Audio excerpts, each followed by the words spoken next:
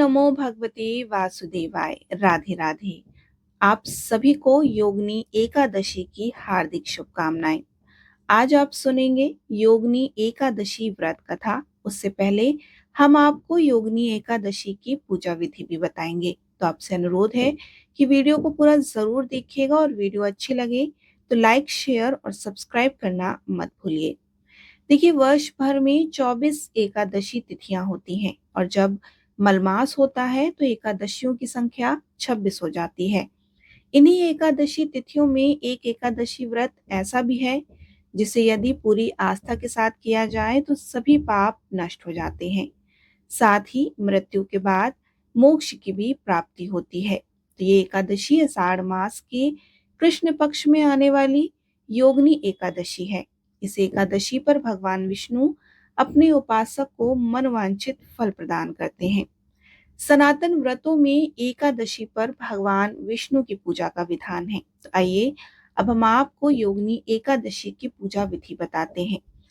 सबसे पहले एकादशी के दिन व्रत करने वाले जातक दशमी तिथि की शाम में ही व्रत और पूजन का संकल्प कर लें। दशमी में रात्रि के भोजन के बाद कुछ भी अन्न या एकादशी व्रत में निषेध चीजों का सेवन ना करें। एकादशी के दिन प्रातःकाल उठें, किसी पेड़ की टहनी से दातुन करें और इसके बाद नित्य कर्मों से निवृत्त होकर स्नान करें। स्नान करते समय पानी में गंगा जल अवश्य मिलाकर स्नान करें। स्नान के बाद स्वस्थ वस्त्रों को धारण करें, स्वयं को चंदन का तिलक करें और भगवान सूर्य देव को अर्घ दें। उनको नमस्कार करते हुए आपके व्रत और पूजा को सफल बनाने की प्रार्थना करें। अब पूजा करने के लिए सभी सामग्रियों को इकट्ठा कर लें और पूजा शुरू करें। सबसे पहले पूजा स्थल को साफ करके स्थान पर एक चौकी स्थापित करें और इसे गंगा जल छिड़क कर पवित्र करें। इसके बाद चौकी पर एक पीला वस्त्र बिछाएं और इस चौकी की दाईं ओर एक दीपक प्रज्वलित करें। सबसे पहले दीपक इसलिए प्रज्वलित किया जाता है ताकि अग्निदेव आपकी पूजा के साक्षी बने। चौकी के सामने एक साफ आसन बिछाकर बैठ जाएं। जल पात्र से अपने बाएं हाथ से दाएं हाथ में जल लेकर दोनों हाथों को शुद्ध करें और स्वयं को तिलक करें।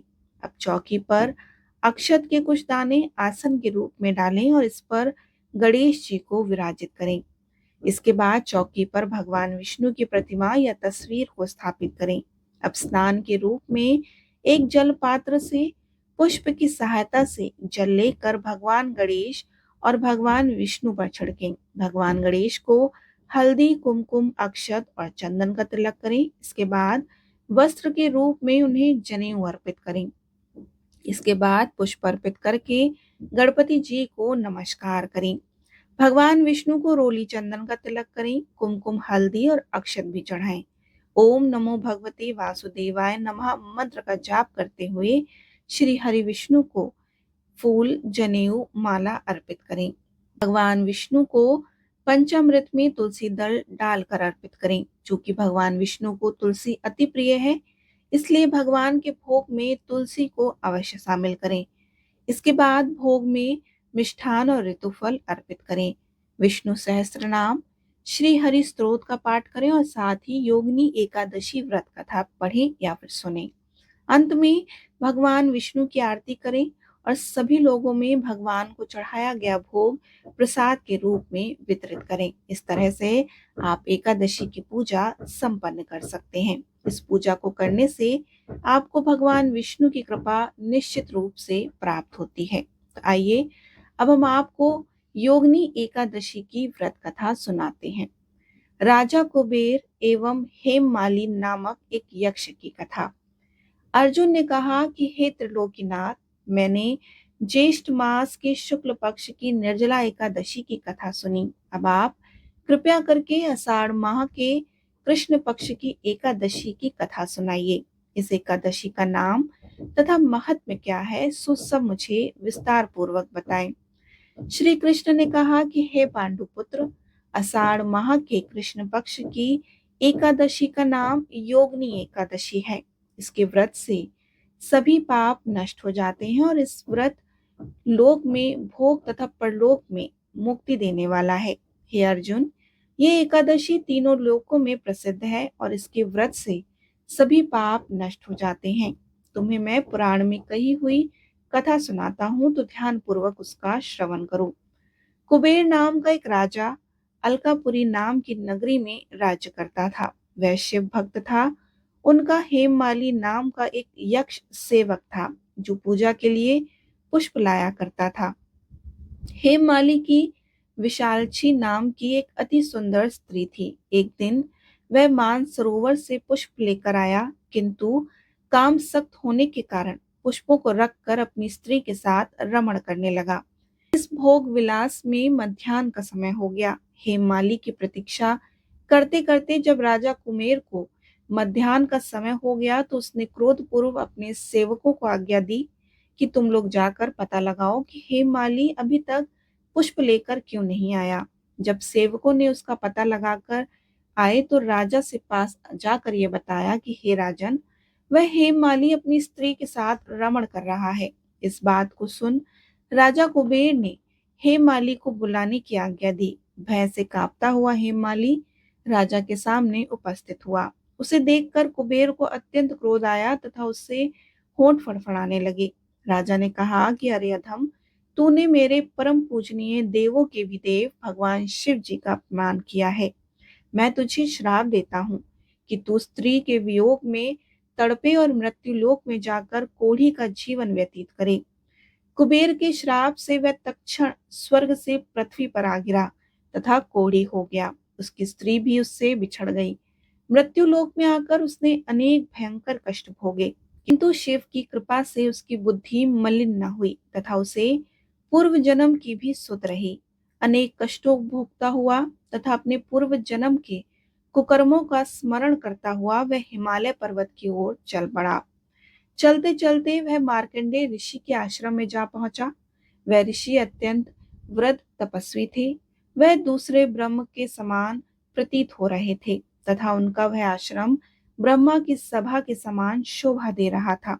ऋषि को देखकर हेममाली वहां गया और उन्हें प्रणाम करके उनके चरणों पर गिर पड़ा। हेममाली को देखकर मार्कंडेय ऋषि ने कहा कि तूने कौन से निष्कृष्ट कर्म किए हैं जिससे तू कोढ़ी हो गया तथा भयानक कष्ट को भोग रहा है। महर्षि की बात सुनकर हेममाली बोला कि हे मुनिश्रेष्ठ, मैं राजा कुबेर का अनुचर था। मेरा नाम हेममाली है। मैं प्रतिदिन मानसरोवर से पुष्प लाकर शिव पूजा के समय कुबेर को दे दिया करता था। एक दिन पत्नी सहवास के सुख में फंस जाने के कारण मुझे समय का ज्ञान नहीं रहा तथा मध्याह्न तक पुष्प न पहुंचा सका। तब उन्होंने मुझे श्राप दे दिया कि तू अपनी स्त्री का वियोग एवं मृत्यु लोक में जाकर कोढ़ी बनकर दुख भोगे।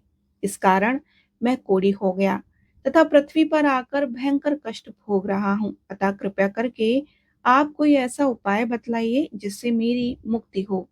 मार्कंडेय ऋषि ने कहा कि हे हेममाली, तूने मेरे सम्मुख सत्य वचन कहे हैं, इसलिए मैं तेरे उद्धार के लिए एक व्रत बताता हूँ। यदि आषाढ़ मास के कृष्ण पक्ष की योगिनी नामक एकादशी का विधान पूर्वक व्रत करेगा, तो तेरे सभी पाप नष्ट हो जाएंगे।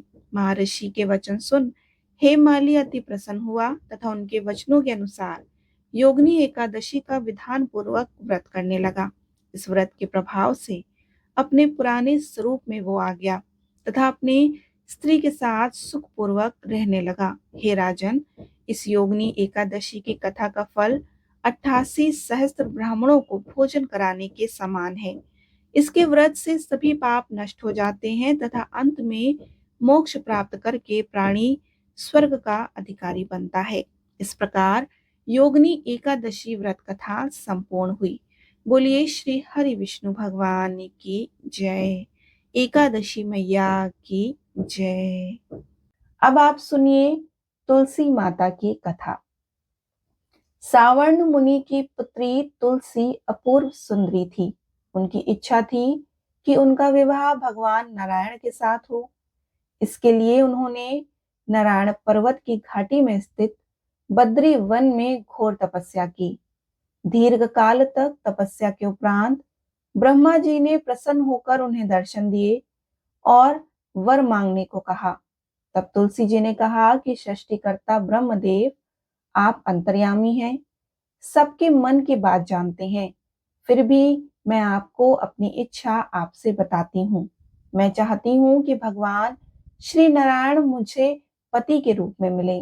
ब्रह्मा जी ने कहा कि तुम्हारा अभिष्ट तुम्हें अवश्य ही मिलेगा। अपने पूर्व जन्म में किसी अपराध के कारण तुम्हें श्राप मिला है। इसी प्रकार भगवान श्री नारायण के एक पार्षद को भी दानव कुल में जन्म लेने का श्राप मिला है। दानव कुल में जन्म लेने के बाद भी उसमें नारायण का अंश विद्यमान रहेगा। इसलिए इस जन्म में पूर्व जन्म के पाप के शमन के लिए संपूर्ण नारायण तो नहीं मिलेंगे, लेकिन नारायण के अंश से युक्त दानव कुल जन्म उस शाप ग्रस्त पाशर्द से तुम्हारा विवाह होगा। श्राप मुक्त होने पर भगवान श्री नारायण सदा सर्वदा के लिए तुम्हारे पति हो जाएंगे। तुलसी ने ब्रह्मा जी के इस वर को स्वीकार कर लिया, क्योंकि मानव कुल में जन्म के कारण उस मायावी भोग को भोगना ही था। तुलसी बद्रीवन में ही रहने लगी और नारायण का वह पाशर्द दानव कुल में जालंधर के नाम से पैदा हुआ। कुछ दिन बाद वह वहीं बद्री वन में आया, जहां तुलसी को देखते ही वह उस पर मंत्र मुग्ध हो गया। तुलसी के सामने उसने अपने विवाह का प्रस्ताव रखा और इतने में ही वहां ब्रह्मा जी आ गए और तुलसी से कहा कि तुलसी, जालंधर को देखो, ऐसा देवो उसका स्वरूप है। दानव कुल में जन्म लेने के बाद भी लगता है जैसे इसके शरीर में नारायण का वास हो। तुम प्रस्ताव को सहज ही स्वीकार कर लो। तुलसी को भी लगा कि उसकी तपस्या पूर्ण हो गई और उससे इच्छित फल मिला। तब जालंधर के साथ उसका गंधर्व विवाह हो गया। वह जालंधर के साथ उसके महल में पत्नी बनकर आ गई। जालंधर ने अपनी परम सुंदरी सती साध्वी पत्नी तुलसी के साथ बहुत दिनों तक राज्य किया और उसने अपने राज्य का इतना विस्तार कर दिया कि देवलोक तक उसके अधिकार में आ गया। स्वर्ग का सुख भोगने वाले देवताओं की दशा भिखारियों जैसी हो गई। जालंधर किसी को कष्ट नहीं देता था, पर अधिकार और राज्य छिन जाने से सारे देवता मिलकर ब्रह्मा, विष्णु और शिव जी की सभा में गए और अपनी विपत्ति उन्हें सुनाई। ब्रह्मा जी ने कहा कि तुलसी परम साध्वी है, उसका विवाह जालंधर से मैंने ही कराया था। जालंधर को तब तक नहीं हराया या मारा जा सकता है जब तक तुलसी को ना छला जाए। विष्णु जी ने कहा कि जालंधर पूर्व जन्म में मेरा पार्षद था। श्राप के कारण उसे दानव कुल में जन्म लेना पड़ा, तो इस जन्म में भी मेरा अंश उसमें व्याप्त है।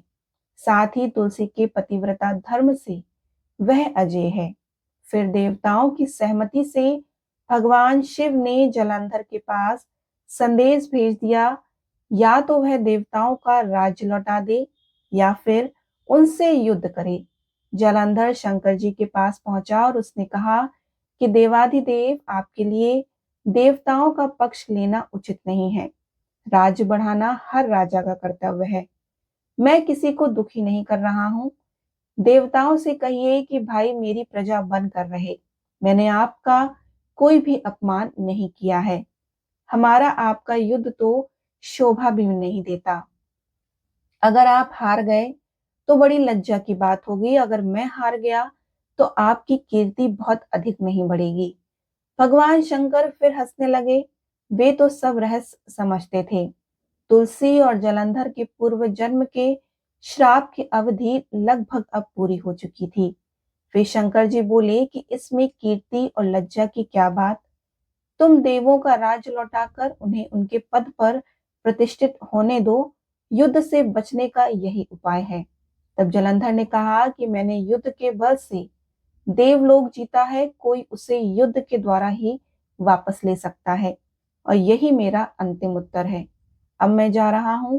ऐसा कहकर जालंधर वहां से चला गया। उसने अपनी पत्नी तुलसी को सारी बातें बताई और कहा कि कर्म भोग सब काल सूत्र का बना है।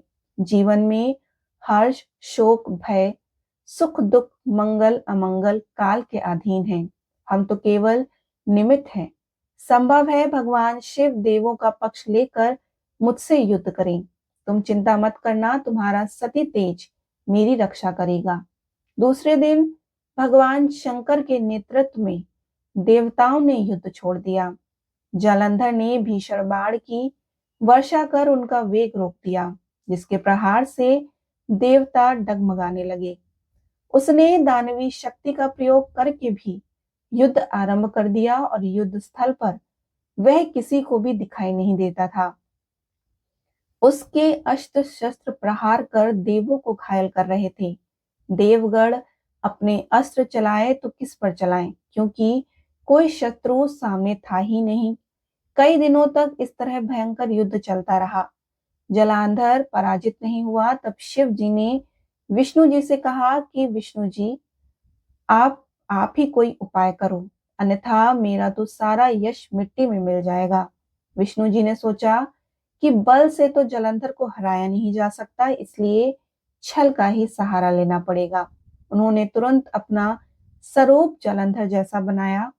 अस्त्र शस्त्र से सुसज्जित होकर तुलसी के पास पहुंच गए और बोले कि प्रिय, मैं युद्ध जीत गया।